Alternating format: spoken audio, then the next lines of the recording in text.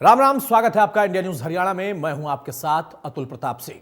लोकसभा चुनाव का ऐलान हो चुका है। हरियाणा में 25 मई यानी छठवें चरण के दौरान मतदान होगा, लिहाजा सभी राजनीतिक दलों ने प्रचार में अपनी पूरी ताकत झोंक दी है। वोटर्स को रिझाने के लिए लोक लुभावन वादों की झड़ी भी लग रही। कांग्रेस 6,000 रुपए पेंशन, 300 यूनिट फ्री बिजली, महिलाओं को 500 रुपए में गैस सिलेंडर, युवाओं के लिए खाली पड़े 2 लाख सरकारी पदों पर पक्की भर्ती और गरीब परिवारों को 100-100 गज के मुफ्त प्लॉट देने का वादा कर रही। महम में एक जनसभा को संबोधित करते हुए भूपेंद्र सिंह हुड्डा ने कहा कि जनता को पोर्टलों से भी छुटकारा दिलाएंगे। आपको बता दें कि कांग्रेस आप गठबंधन में चुनाव लड़ रहे बीजेपी 6 सीटों पर उम्मीदवार उतार चुकी है। जेजेपी और इनेलो में मंथन चिंतन का दौर चल रहा, लेकिन सवाल यही है कि चुनावी वादों के सहारे क्या वाकई सत्ता परिवर्तन हो पाएगा, या जो सत्ता में बैठी पार्टी है इस बार गठबंधन से इतर अकेले वो अपनी सरकार बना पाएगी।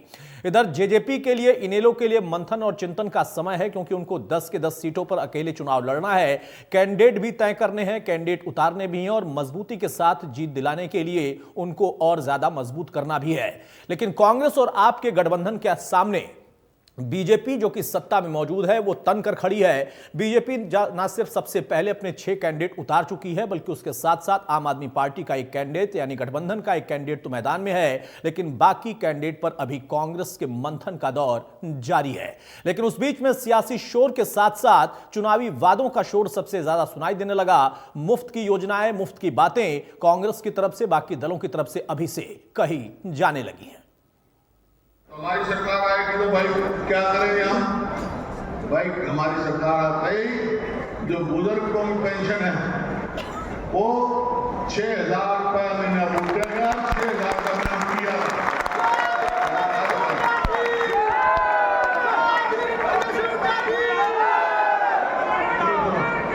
भाई एक जो है सबसे कष्ट की बात होती है, खेत का ट्यूबवेल का तो बिजली का बिल में कर गया था 10 पैसे ही, लेकिन गरीब आदमी को बिजली का खर्चा बहुत परेशान करता है। तो भाई 300 यूनिट फ्री बिजली देगी। हमारी बहन बेटियां बैठी है भाई, आजकल कोई लाकड़ियां में तो रोटी पोता नहीं, गैस का लावा है सिलेंडर जब हमारी सरकार से जो 400 रुपए का भाव था अब हो गया 1,000 से ऊपर। लेकिन हमारी सरकार आ गई तो आज कह रहा हूं जैसे राजस्थान में कर दिया था ना, 500 रुपए से ज्यादा सिलेंडर। विपक्ष के लोग हैं, उनकी अपनी रणनीति स्ट्रेटजी होती है। स्ट्रेटजी हमें क्यों बनानी पड़ती है, हमने क्यों अपील करनी पड़ती है? कांग्रेस से भी अपील करनी पड़ती है, गठबंधन गठबंधन के जितने लोग उनसे अपील करनी पड़ती है। बीजेपी के खिलाफ हम मिलकर के साझा उम्मीद उतारेंगे।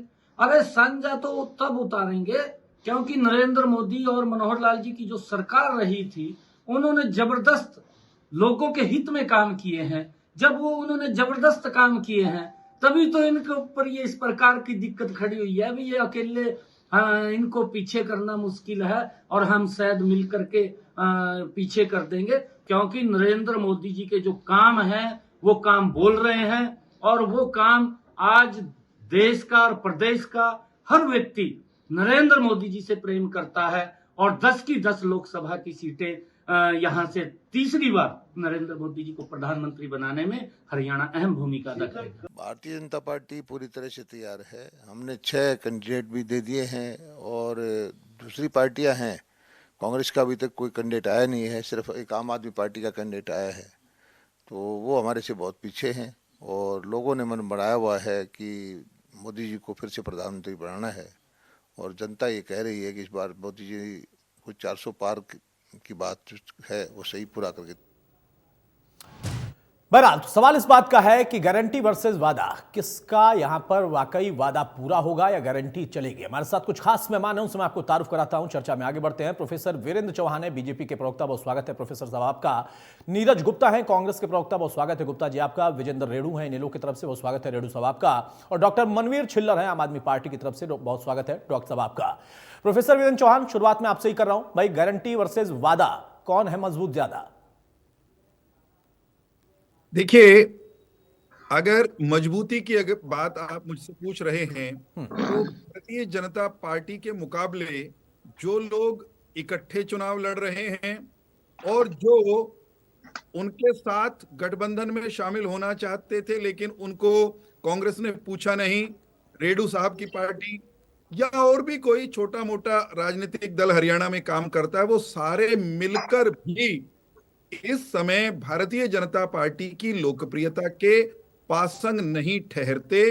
भारतीय जनता पार्टी के साथ हरियाणा का किसान, हरियाणा का नौजवान, हरियाणा की मातृशक्ति, हरियाणा के ग्रामीण और हरियाणा के शहरी समाज के सब वर्गों के लोग मजबूती के साथ खड़े हैं।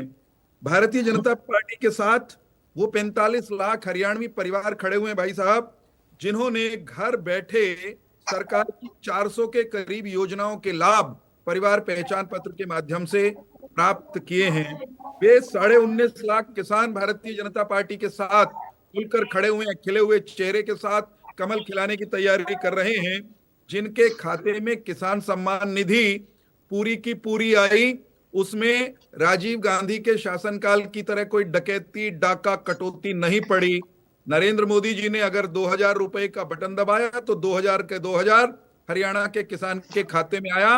राज होता कांग्रेस पार्टी का, गुप्ता जी की पार्टी का, तो 2 रुपए में से 85 रुपए रास्ते में इनकी जेब में चले जाते।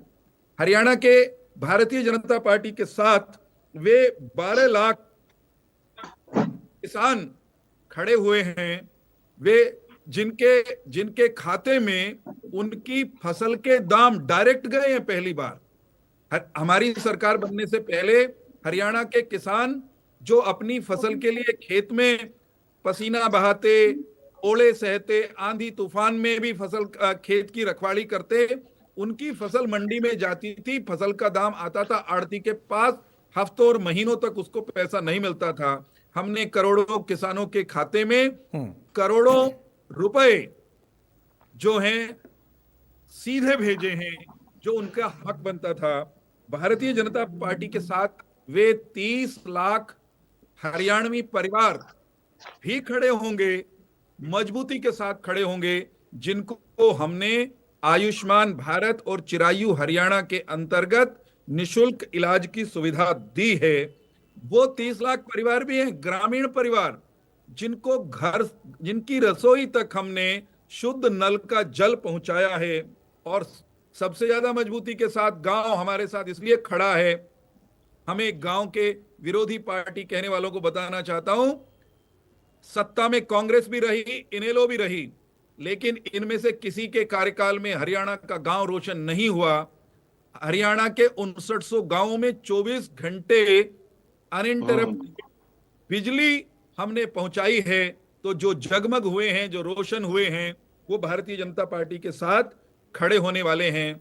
वो 25 लाख परिवार भी हमारे साथ मजबूती के साथ खड़े होंगे, जिनके घर लाल डोरे के भीतर थे और लाल डोरे की जमीन का उनके पास कोई स्वामित्व नहीं था, हमने उनको स्वामित्व का अधिकार दिया।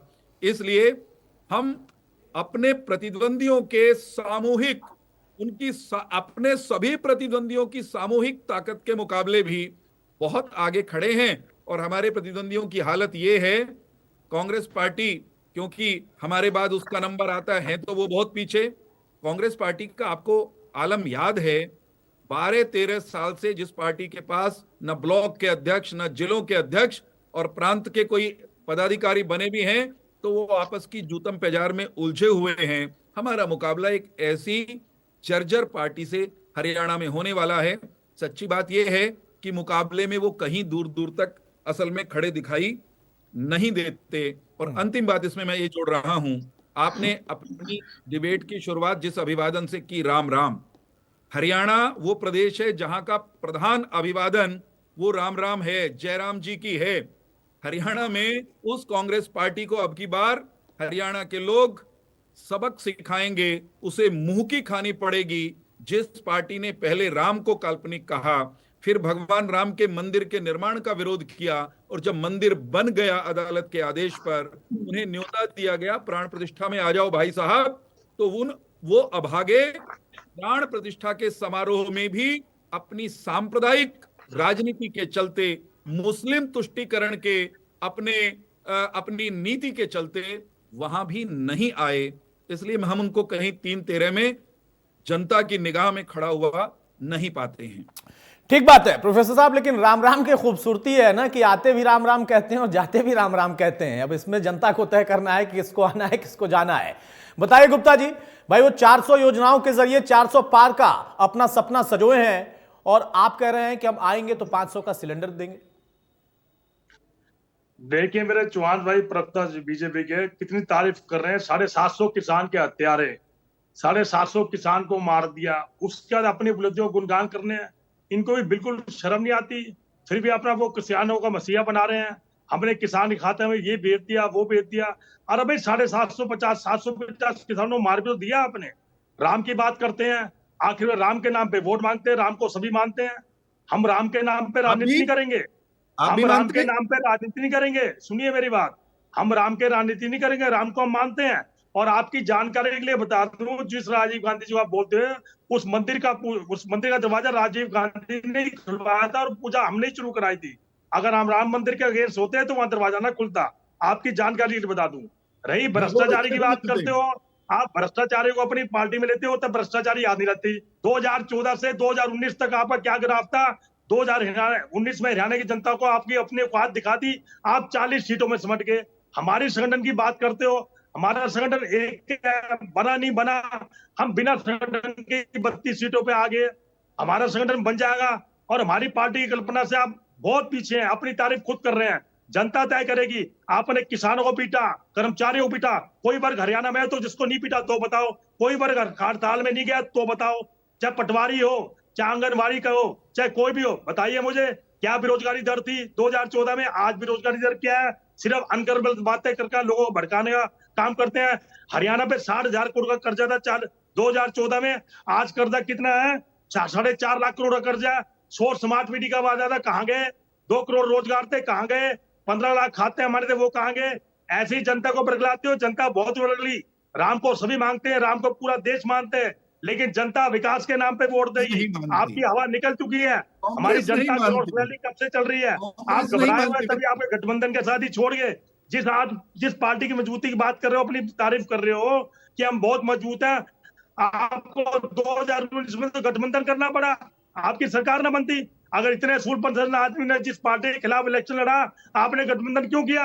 अगर आप इतने मजबूत हैं, अगर मनोहर सरकार की, मोदी सरकार की इतनी अच्छी योजनाएं थी, आप 75 से 2019 में होते होते 40 पे आ गए। आपके कोई दीन दरवान है? लोगों की बुराई करते हैं, आपके जमा खर्चे की बात करते हैं, हमें भ्रष्टाचारी बोलते हैं, हमें करें अंदर कोई प्रूफ लाइए ना। आप जमा खर्चे की बात करते हैं, हमारे प्रतिपक्षी नेता हुड्डा साहब ने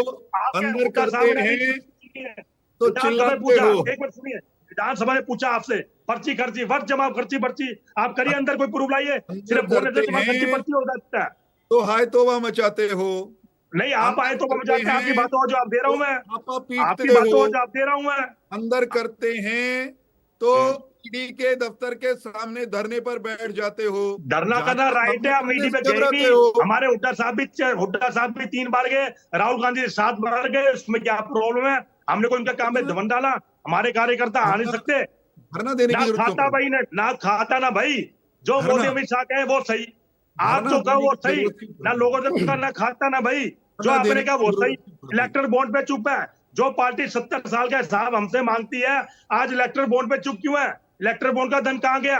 इलेक्टर बॉन्ड को आपको बताने में क्या थी? एससी को उसमें इंटरफेयर करना पड़ा, तब जाके लिस्ट आई है। आप जिन पार्टी को, जिन कंपनी को डराते थे, ईडी का नोटिस देते थे, उससे चंदा लेते थे, ये आपकी राजनीति है। भ्रष्टाचारियों को आप पकड़ते नहीं, कह रहे जीरो टॉलरेंस की पॉलिसी है। आपके देखिए शराब घोटाला, मान्य घोटाला, नहीं नगर निगम घोटाला, फ्रिजात का, स्मार्ट सिटी घोटाला, आज तक क्या हुआ बताइए मुझे। गुप्ता जी, हाँ जी भाई प्रोफेसर साहब, असल में नीरज गुप्ता का यह मानना है कि भले उनके पास अध्यक्ष न बन पाए हो, लेकिन अब आम आदमी पार्टी उनके साथ है। अब इसका जवाब यह है कि आम आदमी पार्टी जो ये कहती है कि कांग्रेस से बढ़िया उनका संगठन है, कांग्रेस पार्टी उसके इकलौते उम्मीदवार को कुरुक्षेत्र में हराने में सबसे अहम भूमिका निभाने वाली है। आम आदमी पार्टी को सुनो तो सही, आम आदमी पार्टी के प्रत्याशी को आम आदमी पार्टी के प्रत्याशी का सफाया करने में सबसे बड़ी भूमिका गुप्ता जी की पार्टी की रहने वाली है। देखिए चौहान साहब को दूसरी पार्टी के अंदर की बात पता है। क्योंकि अगर इन्होंने उनको पंजा जमाने दिया तो इनका पंजा और उसका खड़ंजा सब उखड़ जाएगा। मैं एक दूसरी बात कह रहा हूं, गुप्ता जी, भारतीय जनता पार्टी ने भ्रष्टाचार के खिलाफ एक बहुत गंभीर मुहिम चलाई। छोटे बड़े अधिकारी कर्मचारी, कोई भी व्यक्ति जिसके खिलाफ कहीं कोई प्रमाण आया, हमने उसको भीतर ठोका। हमने किसको ठोका बताइए, मुझे बताइए। हरियाणा में किसको ठोका बताइए, जरा बताइए। कितनी बार आपको जानकारी दी, सुनिए तो सही। हमने बताइए तो सही, आप बताइए तो सही। सिर्फ बोल रहे हैं, बताओ किसको ठोका जी, मुझे पता चले ना हरियाणा में किसको ठोका। फरीदाबाद नगर निगम घोटाला हुआ, उसमें आपको किसको ठोका? रुको बताइए गुप्ता जी, हरियाणा में रहा करें हम विजिलेंस के रास्ते से या किसी भी सरकारी एजेंसी के माध्यम से अगर किसी भ्रष्ट अधिकारी पर छापा मारते हैं, पकड़ते हैं, रंगे हाथों पकड़ते हैं तो रोज बताते हैं। आपको नजर क्यों नहीं आते हैं, ये आपकी राजनीतिक समस्या है। दूसरी बात, ठीक है, इलेक्टोरल बॉन्ड पर आपने कहा, उस पर एक कमेंट जरूर करना चाहता हूं जल्दी से। इलेक्टोरल बॉन्ड से पहले, अब तो इलेक्टोरल बॉन्ड पर कोर्ट ने रोक लगा दी, उसके कोई कारण हो सकते हैं। इलेक्टोरल बॉन्ड से पहले चंदा राजनीतिक दलों को सारे का सारा कैश में मिलता था। कितना कौन पार्टी को देता था, कितना घर ले जाता था, गांधी खानदान के खातों में चला जाता था, कभी किसी ने पूछा नहीं, किसी को कोई बताने की आपने बीजेपी खाते में जाता था, बीजेपी खाते में जाता था। सुनिए, हमने एक पारदर्शी व्यवस्था की। हमने तय किया कि इलेक्टोरल बॉन्ड के माध्यम से चुनाव का खर्चा या चंदा देंगे उद्योगपति या कोई कंपनी। एक मिनट रुको तो गुप्ता जी, आपने कहा जवाब दीजिए। हमने एक ऐसी व्यवस्था खड़ी की, उसमें खामियां भी हो सकती हैं, लेकिन एक व्यवस्था खड़ी की जिस व्यवस्था में जो चंदा दे रहा है उसकी बुक्स में उसके खातों में भी दिख रहा है, जिसको चंदा जा रहा है उसके खातों में भी दिख रहा है। वो पारदर्शी व्यवस्था है कि वो व्यवस्था अच्छी थी जिसमें किसने कितना काला धन किसके नहीं, वो ठीक है, लेकिन प्रोफेसर साहब जब सुप्रीम कोर्ट ने उस पर पाबंदी लगाई ना, तो वहां पर इनको सवाल उठाने का मौका मिल जाता है। वैसे आपने माना कि हाँ, हो सकता है कि हमारे किसी कदम में खामियां हो सकती हैं। राजनीति में अगर इतनी शुचिता की बात अगर कर दी जाए किसी भी पक्ष से, तो उसको स्वीकार करना चाहिए। बहरहाल रेड्डी साहब, भाई बीजेपी सत्ता में है और अकेले लड़ने का उसने फैसला कर लिया है, जेजेपी अपना देखेगी, लेकिन कांग्रेस चुनावी वादों के साथ मैदान में आ गई है। कैंडिडेट भले नहीं उतारा, लेकिन मैदान में आ गई है। और आपके सामने भी चुनौती है कि आपको वादा भी करना है, आपको चुनौती स्वीकार भी करनी है, 10 की 10 सीटों के लिए कैंडिडेट तय करना है और उनकी जीत सुनिश्चित भी करानी है। जी देखिए अतुल जी, कांग्रेस से पहले इंडियन नेशनल लोकदल पार्टी चुनाव मैदान में उतर चुकी। हमने कुरुक्षेत्र की सीट पर अभय सिंह चौटाला जी को प्रत्याशी बना करके भेज दिया और वहां के प्रोग्राम भी शुरू कर दिए। अभय सिंह ने वहां मीटिंग भी ले ली है और आगे का एजेंडा भी पूरा फाइनल कर दिया है। 25 तारीख से पूरे लोकसभा कॉन्स्टिट्यूंसी के प्रोग्राम फिक्स कर दिए गए हैं और हम चुनाव की पूरी तरीके से शुरू कर दिया हमने। बाकी की जो 9 लोकसभा सीट हमारी बची है, उसके लिए हमारी कमेटी में बात चली हुई है। शीघ्र ही सभी कैंडिडेटों की घोषणा कर दी जाएगी और इंडियन नेशनल लोकदल पार्टी 10 की 10 लोकसभा सीटों पर मजबूती के साथ चुनाव लड़ने का काम करेंगे। और मैं ये कहना चाहूंगा कि इंडियन नेशनल लोकदल पार्टी ही हरियाणा प्रदेश में दूसरी वो पार्टी है जो सच्ची नीयत और सच्ची आत्मा से और पूरे शक्ति के साथ चुनाव लड़ेगी। अदरवाइज तो बाकी पार्टियां तो यहाँ पर जो है ना एक ड्रामा सा बनाए हुए, मुझे ऐसा लगता है। देखिए जिस प्रकार से कांग्रेस पार्टी की मैं बात करता हूँ, आज तक कांग्रेस पार्टी ने इतना बड़ी अवसर पहले गवाए, 5 स्टेट में इलेक्शन हुए, वहां घमंड के कानून को खोने का काम किया और इसी प्रकार से हरियाणा प्रदेश में खुला मंच देने का काम कर रहे हैं। ये यदि कहीं पर जाकर के सामना करते हैं, टक्कर लेने का काम कर रहे हैं, तो वो इंडियन नेशनल लोकदल पार्टी ही कर रही है, जिन्होंने कुरुक्षेत्र में कांग्रेस से पहले अपना उम्मीदवार उतारने का काम किया है। कांग्रेस पार्टी जहां इनका संगठन नहीं है बना, आज तक इतने लंबे समय तक ऐसे ही बैठे हैं, जिला अध्यक्ष हल्का अध्यक्ष कोई भी नहीं बना पाए है। और आज टिकट वितरण में भी जानबूझ करके अतुल जी ये देरी की जा रही है ताकि भाजपा वाले घूम जाए। अगर कहीं अड़े हैं तो इनेलो वाले अड़े हैं। एक बात मैं समझना चाहूंगा आपके चैनल के माध्यम से कांग्रेसी भाइयों से, Indian National Lokdal party Haryana प्रदेश की वो पार्टी है जो कभी 85 विधानसभा जीतने का जिसने काम किया था, 10 की 10 लोकसभा जीतने का काम किया था। 2009 में भी 31 एमएलओ के साथ हरियाणा प्रदेश में सेकंड पार्टी रही थी और 2014 में भी 19 एमएलओ के साथ और 2 लोकसभा के साथ हरियाणा प्रदेश की रनर अप पार्टी रही थी, सेकंड प्रमुख विपक्ष के रूप में रही थी।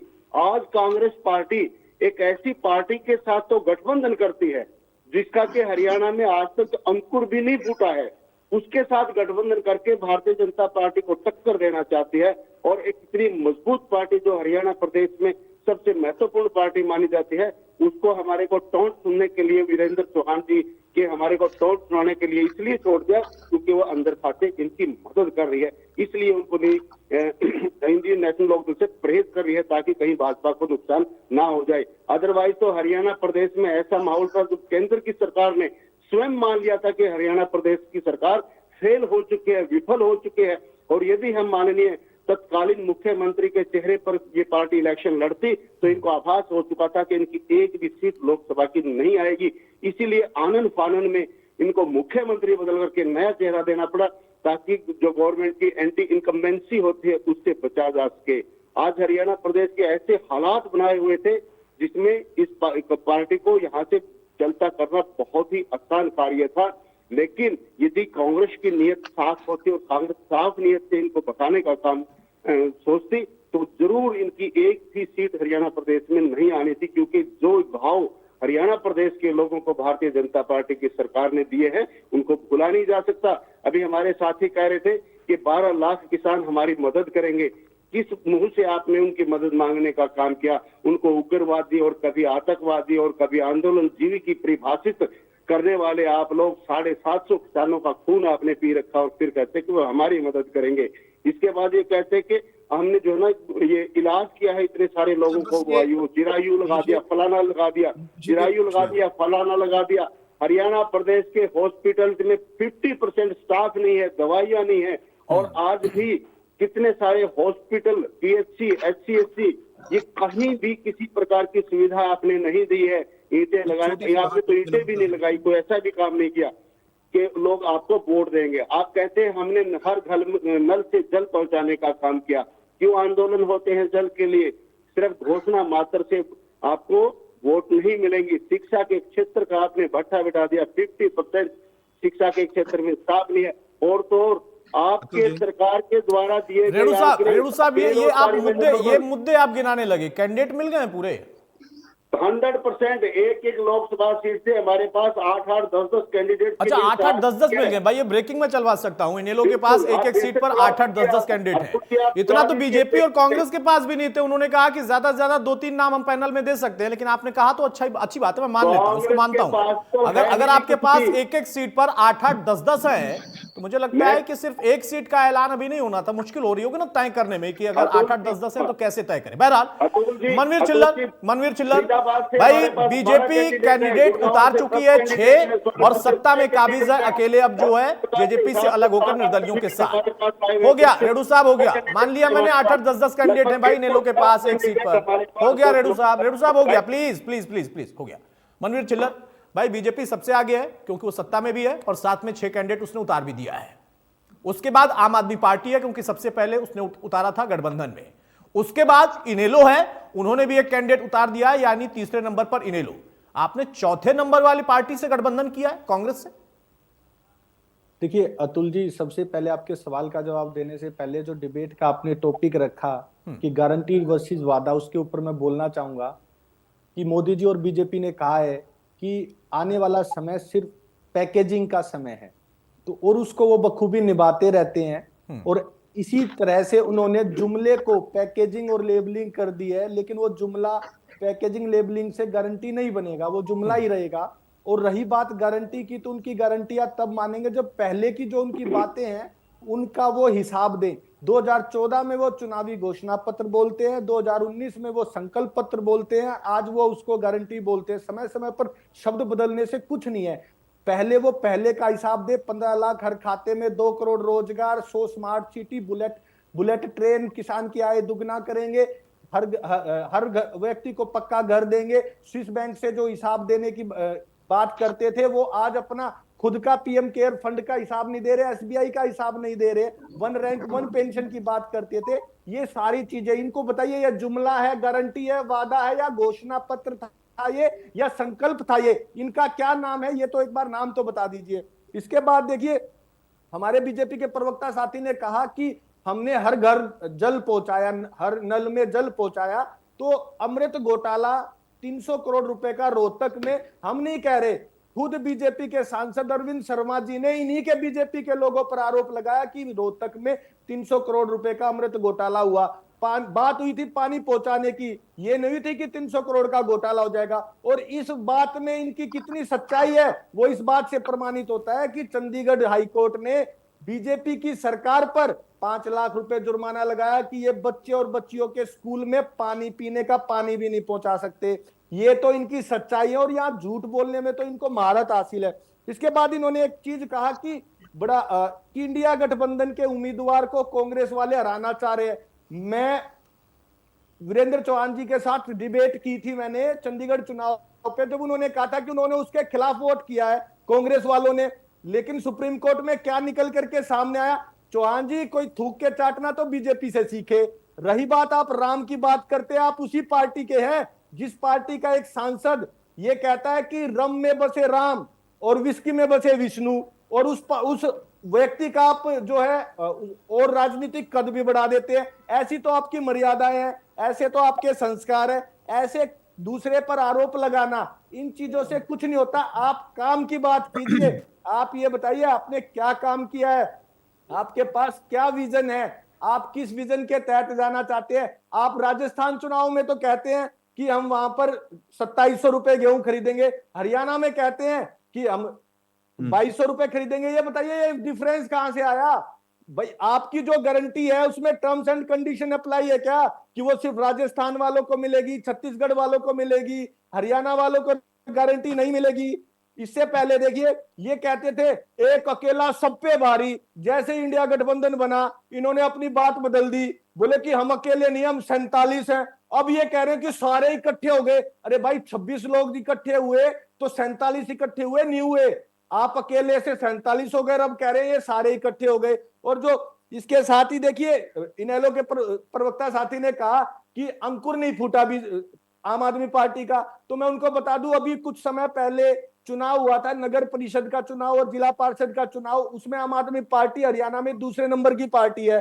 आज आप अपने संगठन की दे लीजिए लिस्ट और आम आदमी पार्टी के संगठन की लिस्ट देख लीजिए, 1.5 लाख व्यक्तियों का संगठन है, ठीक है। इसके बाद देखिए बीजेपी के प्रवक्ता साथी कहते हैं बड़ी बड़ी चीजें गिनाते हैं, एक क्लिक में ये पहुंच गया, एक क्लिक में ये पहुंच गया। इनके पोर्टल तो सारे बंद रहते हैं और ये कहते हैं कि 400 योजनाओं का लाभ है, लोग ले रहे हैं। मैं बीजेपी के प्रवक्ता साथी को चैलेंज करता हूं, एक जगह पे आप योजनाओं को छोड़िए, एक जगह पे ये 400 योजनाएं कहीं लिखी हुई हो, कोई पोर्टल हो, कोई ऑनलाइन लिंक हो, कोई वेबसाइट हो, सिर्फ वही मुझे बता दीजिए। मैं मान जाऊंगा लाभ तो तब देंगे जब आपकी ये 400 योजना कहीं पे एक जगह लिखी भी हुई हो।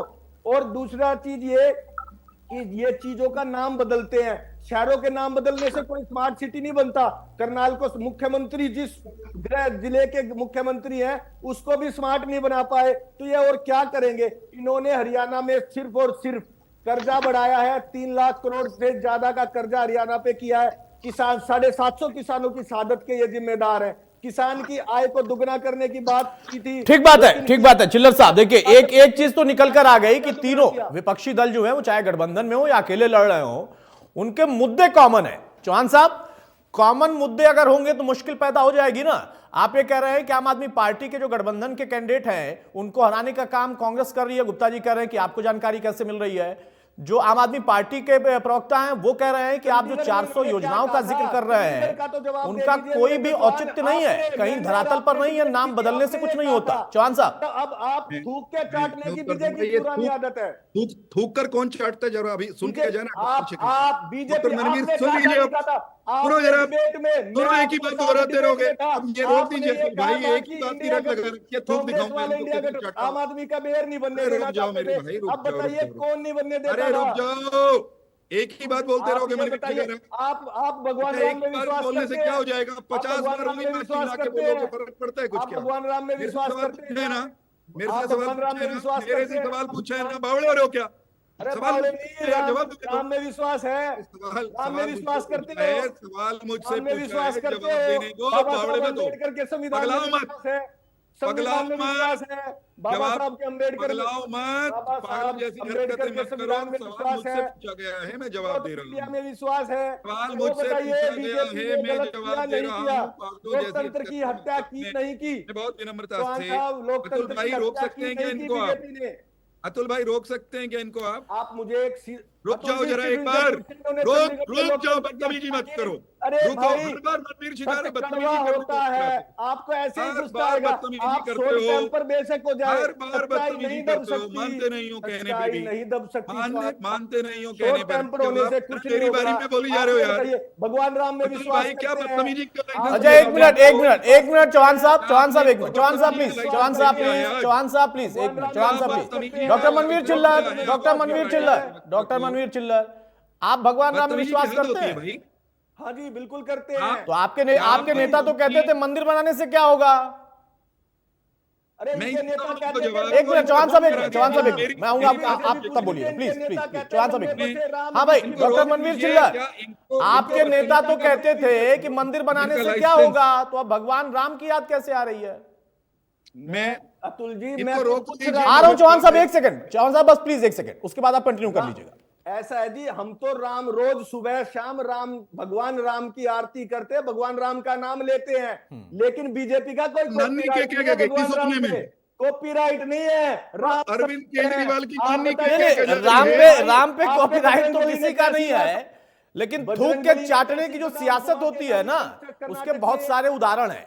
मैं उस पर व्यक्तिगत ना आकर मैं चाहूंगा कि चौहान साहब उसका जवाब दें, और आप अब सुने। आपने कई बातें कही हैं, कई आरोप लगाए हैं, सुनते हैं जरा चौहान साहब का तरफ। अतुल जी, मैं एक सवाल केवल- पूछना चाहता हूं। अरे भाई, अरे हो गया, आप बोलते चौहान रहोगे, साहब को पागल बोल हो तो गए दे डॉक्टर दीजिए, जवाब तो मनवीर। दे दीजिए। This is nonsense. एक सवाल, नॉनसेंस बात है ये। एक सवाल अरे इतने सारे सवाल में एक सवाल, अब मैं फिर से पूछ लूंगा एक सवाल तो फिर दिक्कत हो जाएगी।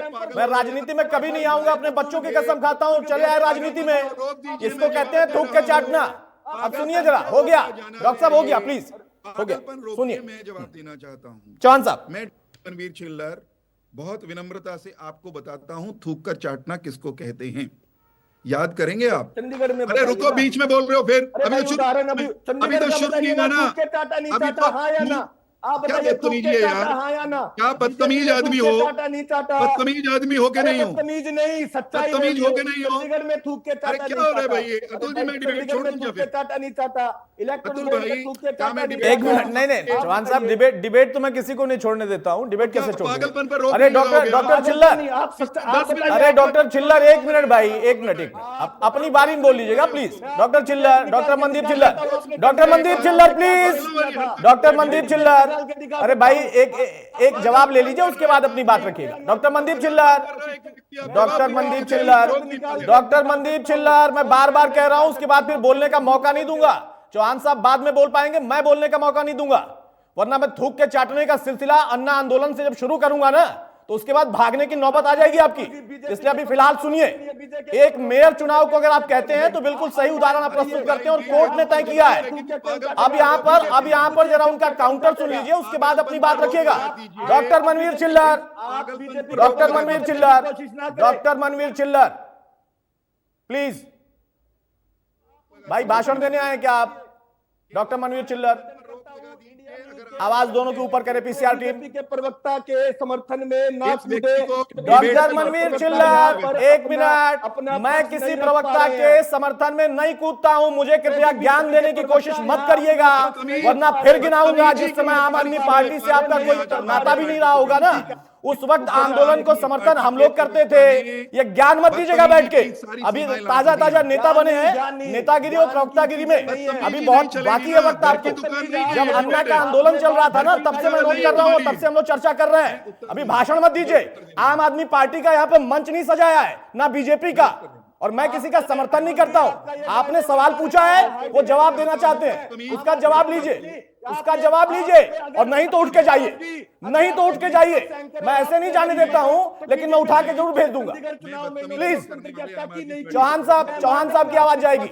डॉक्टर मनवीर चिल्लर, डॉक्टर मनवीर चिल्लर, डॉक्टर मनवीर चिल्लर, मैं बार बार कह रहा हूं, आप लोगों का वक्त जाया कर रहे हैं। चंडीगढ़ में डॉक्टर मनवीर चिल्लर, आप अगर बीजेपी के प्रवक्ता नहीं क्या है, बदतमीज अरे डॉक्टर मनवीर चिल्लर, मुझे टारगेट करके, मीडिया को टारगेट करके कुछ होगा नहीं। इसी मीडिया के सहारे इस आम आदमी पार्टी का गठन हुआ है, शर्म आनी चाहिए। भाई बहरहाल नहीं, आपको शर्म नहीं आएगी। उन लोगों को कतई शर्म नहीं आती है जो अपने बच्चों की कसम खाके उसके बाद राजनीति में चले आते हैं और यहां पर बैठकर मुझे ज्ञान देंगे। मुझे ज्ञान देने की जरूरत नहीं है। हिम्मत है तो सुनिए, अगर ताकत है, हिम्मत है, थूक के चाटना किसको कहते हैं, तो चौहान साहब को सुन लीजिए। अगर उसके बाद भी आपके पास तर्क होगा तो दे दीजिएगा। तो बीजेपी भाषण मत दीजिए, भाषण मत दीजिए। ये आम आदमी पार्टी का मंच नहीं सजाया है। सारे चार लोग हैं यहाँ पर, उन सबको मौका मिलना चाहिए। सुनिए अब चौहान साहब, जिस तरह नॉन स्टॉप बदतमीजी की है आम आदमी पार्टी के प्रवक्ता ने, सारी मर्यादाओं चलिए को वो तार छोड़ के दीजिए, रखा मुद्दे पर आइए। चौहान साहब मुद्दे पर आइए। घनघोर आपत्तिजनक है। मैं थूक कर चाटना किसे कहते हैं इनको याद कराना चाहता हूं। अन्ना का आंदोलन चल रहा था, लोकपाल की बात कर रहे थे और ये कह रहे थे कि कभी राजनीति में नहीं आएंगे। अन्ना जिनके सहारे पर आगे बढ़े, उन्हें ठोकर मारकर, लात मारकर राजनीति में आए। इसे कहते हैं थूक कर चाटना। अरविंद केजरीवाल, रुको रुको रुको रुको रुको रुको रुको, थूक कर चाटना बता रहा हूँ, थूक कर चाटना बता रहा हूँ, थूक कर चाटना बता रहा हूँ, थूक कर चाटना बता रहा हूँ। हमने चुनाव जीता, थूक कर चाटना किसको कहते हैं बताता हूँ ना। थूक कर चाटना किसको कहते हैं? मनवीर चिल्लर सुनो ना, संयम रखो। मनवीर चिल्लर बदतमीजी बंद करो। चैलेंज को एक्सेप्ट मनवीर चिल्लर बदतमीजी बंद करो। बीजेपी ने चैलेंज किया कि अरविंद केजरीवाल राजनीति में हिम्मत है तो सुनो, हमने चुनाव लड़ा और चुनाव जीत के दिखाया। पागल हो जाओगे को उसकी औकात बता के मेंटली रिटार्डेड लोगों की तरह बिहेव मत करो। मेरा जवाब आप अगर अपना पक्ष नहीं रख पा रहे तो इसका मतलब ये नहीं है कि दूसरे व्यक्ति में प्रॉब्लम है, समस्या आपके साथ है। जवाब दे रहा हूँ ना, पागल आदमियों को जवाब दे रहा हूँ मैं। आ रहा हूँ गुप्ता जी, आ रहा हूँ। आप झूठी बातें रख रहे हैं, मेरी बात कहने का हक है, झूठी बातें रख रहे हैं, आप झूठी बातें रख रहे हैं, झूठ बोल रहे हैं।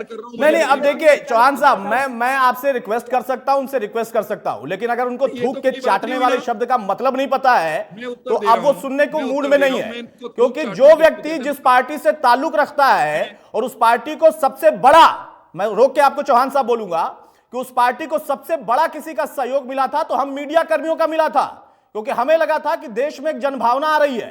और आज वो मीडिया कर्मियों को टारगेट कर रहे हैं। उनकी अपनी क्षमता है, बुद्धि है, डॉक्टर मनवीर चिल्लर की, मैं व्यक्तिगत तौर पर बोल रहा हूं।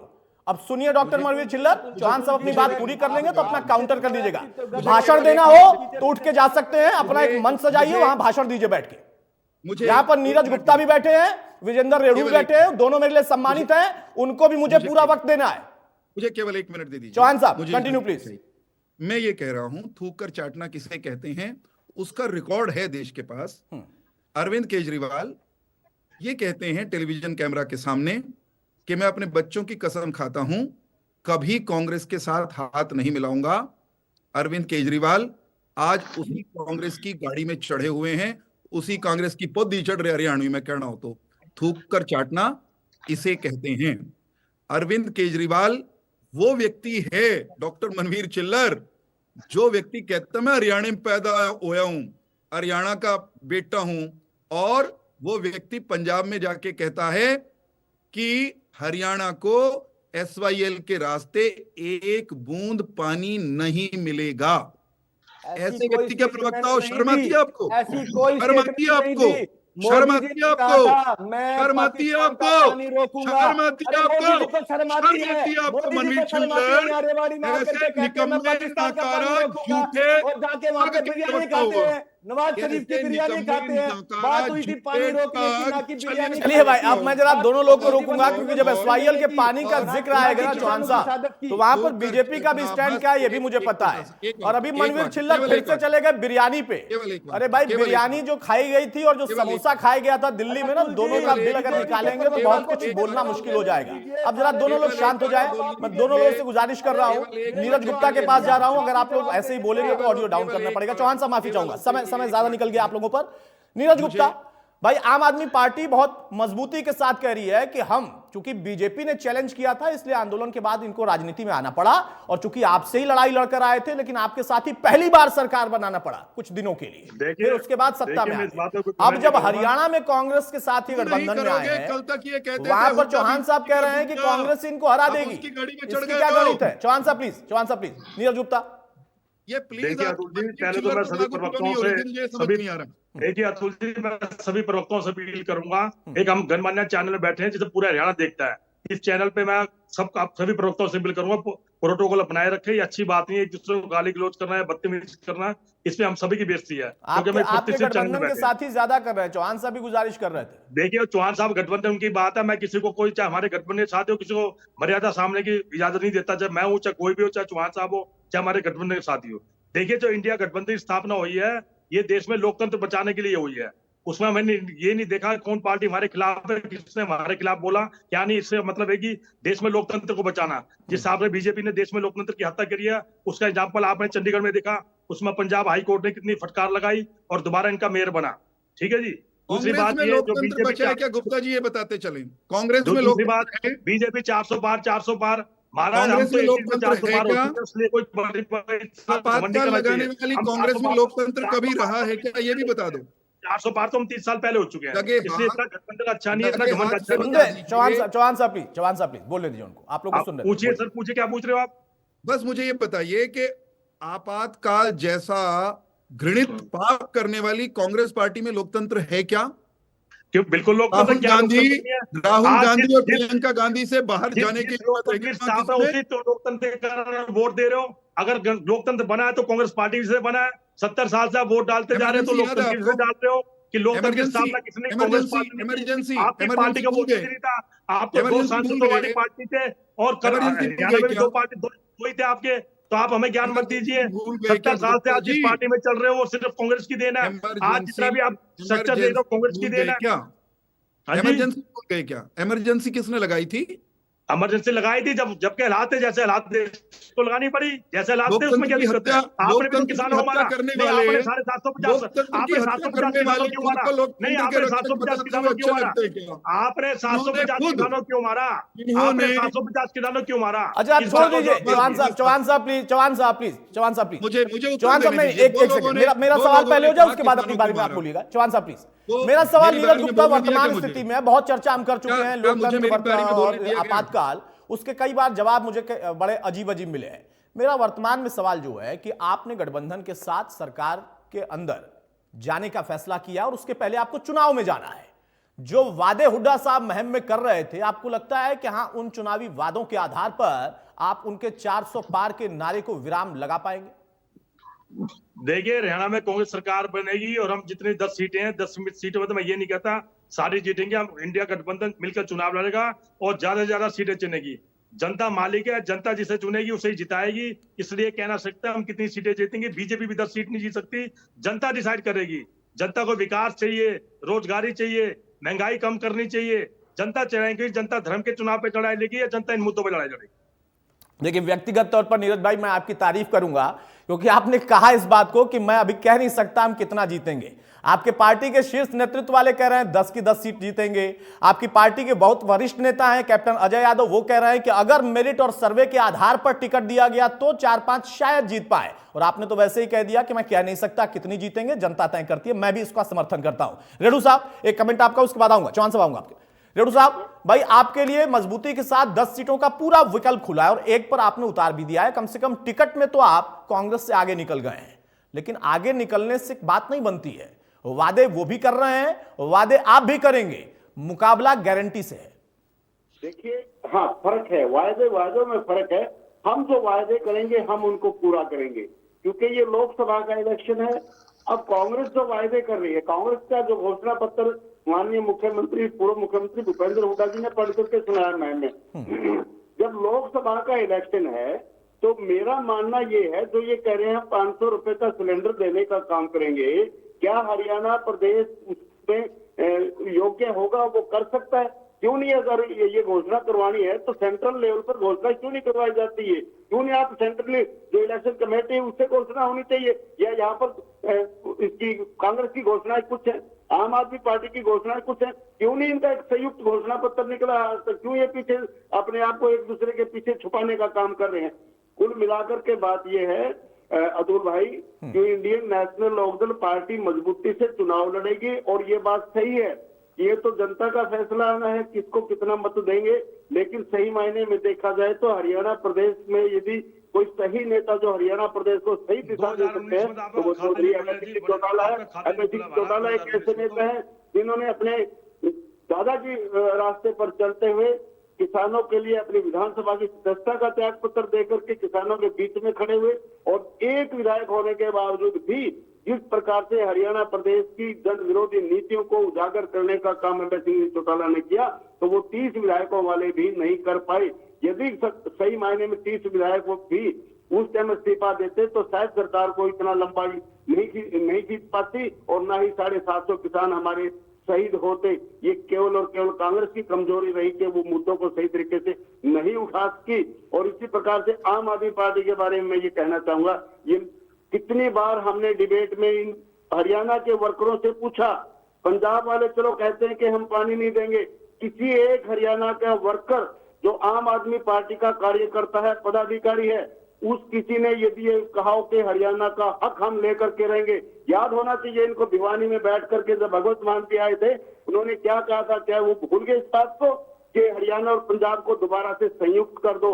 और हरियाणा के किसी भी नेता ने उसका विरोध किया तो मुझे बताइए, हरियाणा प्रदेश की आम आदमी पार्टी की इकाई भी हरियाणा प्रदेश के खिलाफ है, तो कैसे हरियाणा प्रदेश के लोग इनको गले लगाने का काम करेंगे? और जहां कांग्रेस की बात है, कांग्रेस कहती है हम भारतीय जनता पार्टी को हराने का काम करेंगे, वो ऐसी पार्टी के साथ गठबंधन करती है जो कि हरियाणा के ही खिलाफ है। उधर इंडियन नेशनल लोकदल पार्टी जो अपने समय में हरियाणा की सबसे बड़ी पार्टी रह चुकी है, 85 सीटों पर जीत चुकी है, और 2009 में 2014 में मजबूती के साथ लड़ी। एक दौर था जो 2018 में हमारी पार्टी में विभाजन हो गया, तो इसका मतलब हम जो है ना इतने कमजोर हो गए, हमें इतना कमजोर आंकने की कोशिश कर रही है कांग्रेस। ये जानबूझ करके भारतीय जनता पार्टी को फायदा पहुंचाने के लिए इस प्रकार के हथकंडे अपनाए जा रहे हैं। न अपना संगठन बनाते हैं, न समय पर कैंडिडेट उतारते हैं, लेकिन Indian National Lokdal party Bharatiya Janata party को खुला नहीं छोड़ रही है। इनके सामने हर जगह ठीक है, आप मजबूत घेरेबंदी करिए, बिल्कुल मजबूत घेरेबंदी करिए। बीजेपी को उसका जवाब देना ही पड़ेगा जब वो चुनाव में जाएंगे। मनदीप चिल्लर भाई, रेणु साहब ने बड़ी इंपॉर्टेंट बात कही। आ रहा हूं चौहान साहब, उसके बाद आखिरी में आपके पास ही आ रहा हूं। अब 2-2 मिनट का समय रह गया है, माफी चाहूंगा। चिल्लर साहब बोलेंगे, उसके बाद आपकी बारी है, फाइनल कंक्लूड आप करिएगा। मेरा सवाल सिर्फ इतना है चिल्लर साहब कि कांग्रेस के लिए तो जो चुनौती होगी वो होगी, या उनके लिए जो उपलब्धि होगी। पागलपन में मेरा पूरा समय खा चुके हैं आपको। चौहान साहब आ रहा हूं, प्लीज सर, ऐसे करेंगे तो फिर वक्त नहीं। उनका एक कमेंट ले ले, फिर उसको कंक्लूड आप कर दीजिएगा, क्योंकि सत्ता में आप बैठे और आप ही को सबका जवाब देना है। क्या उसके बाद भी इनको समय देना बनता है क्या? तो चौहान एक कमेंट तो बनता है, एक ही कमेंट हो पाया ना। चिल्लर साहब सिर्फ इतना बता दीजिए, रेणु साहब कह रहे हैं कि बाकियों के लिए तो अलग चुनौती होगी, आम आदमी पार्टी के लिए बगल में पंजाब में जो सरकार है ना, वही चुनौती बन जाएगी। इसी का जवाब दे दीजिएगा बस। बिल्कुल अतुल जी, किसने क्या कहा यह सुनने और देखने से पहले हम यह देखना चाहते हैं कि प्रधानमंत्री मोदी जी ने क्या कहा था। प्रधानमंत्री मोदी जी ने हरियाणा में आके कहा था कि मैं पाकिस्तान का पानी रोकूंगा और उस पानी को हरियाणा, पंजाब, राजस्थान के किसानों के घरों तक पहुंचाऊंगा, उनके खेतों तक पहुंचाऊंगा। मैं प्रधानमंत्री मोदी जी की बात का समर्थन करता हूं। आप बताइए, बीजेपी के प्रवक्ता साथी बताइए, उनकी बात का समर्थन करते हैं या नहीं करते?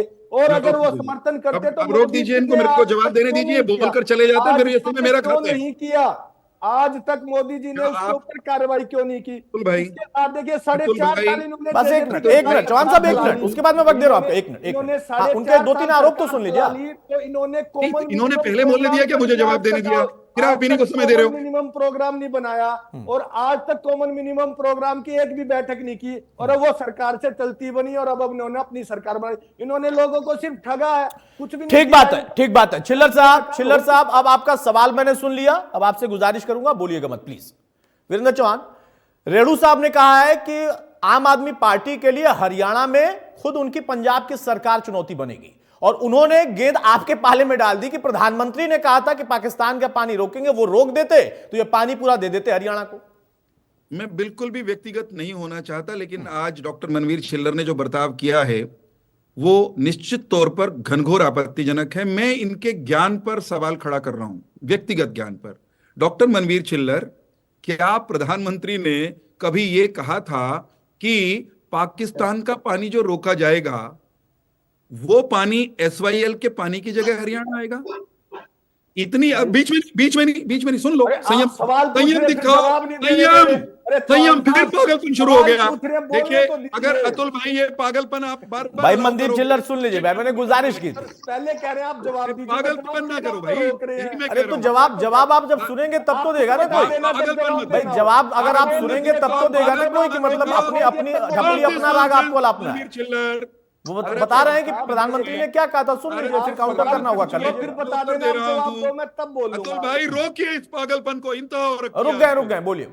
मैं ये कह रहा हूं कि भारत के प्रधानमंत्री ने पाकिस्तान जाता पानी रोकने की बात पक्के तौर पर की थी, और मैं गर्व के साथ कहता हूं उन्हीं प्रधानमंत्री के नेतृत्व में जम्मू कश्मीर के क्षेत्र से पाकिस्तान को जाता अतिरिक्त पानी हमने रोक कर दिखाया है। अब मैं एसवाईएल की बात बताता हूं। पाकिस्तान जाते पानी का एसवाईएल से कोई संबंध नहीं है। एसवाईएल के रास्ते रावी ब्यास का पानी हरियाणा को मिलना है। सुप्रीम कोर्ट का ऑर्डर है, पंजाब की भगवंत मान सरकार को उसको लागू करने के लिए कदम उठाना है। उस सरकार को कहने टोकने के बजाय मनवीर छिल्लर और इनके नेता कभी तो कहते हैं प्रधानमंत्री हमें चाय पे बुला लें, कभी कहते हैं प्रधानमंत्री ने पाकिस्तान का पानी रोकने के लिए कहा था। अरे भाई, हरियाणा के लोग भोले हैं, बोले कोनी। उनको पता है कि एसवाईएल का मामला बिल्कुल अलग है और पाकिस्तान जाने वाले पानी का मामला बिल्कुल अलग है। आपकी बहुत बुरी हालत हरियाणा में होने वाली है। और मैं एक बात कांग्रेस के मित्रों को और इनके गठबंधन को एड्रेस करके कहना चाहता हूं बिल्कुल आखिर में, ये चुनाव बड़ा सरल सा है, इसमें कहीं लंबी चौड़ी गुड़ झटकोनी। जो मुकाबला है ना, एक तरफ रुको मेरी बारी में बोलने की, फिर ये बदतमीजी है। This is nonsense, this is unacceptable nonsense.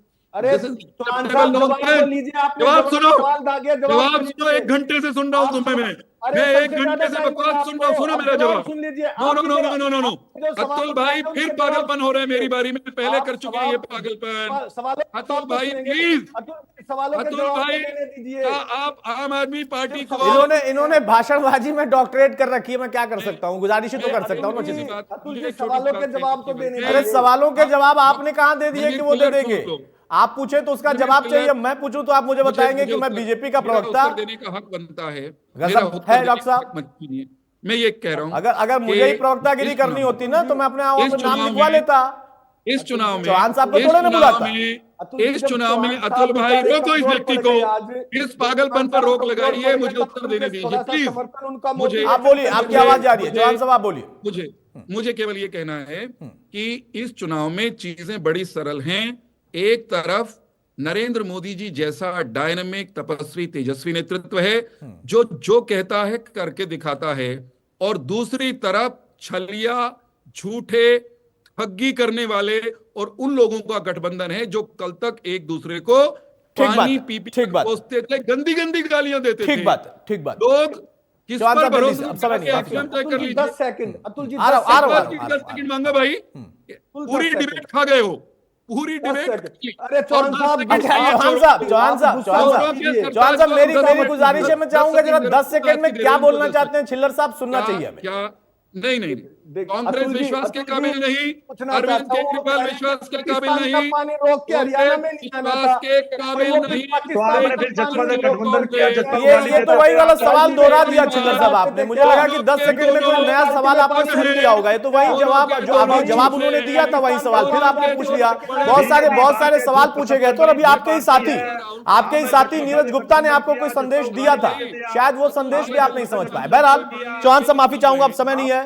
बहुत शुक्रिया चौहान साहब आपका, नीरज जी आपका, रेड्डू साहब आपका और छिल्लर साहब आपका भी। तो देखिए, गारंटी और वादे नए हो सकते हैं या कुछ पुराने हो सकते हैं, लेकिन एसवाईएल का जो सबसे पुराना मुद्दा है ना, लड़ाई उस पर भी है। वहां कांग्रेस, बीजेपी, आम आदमी पार्टी, जेजेपी, इनेलो हरियाणा के लिहाज से कुछ और कहते हैं, पंजाब के लिहाज से कुछ और कहते हैं, लेकिन हरियाणा में आम आदमी पार्टी उस पर भी बहुत कुछ कहती है।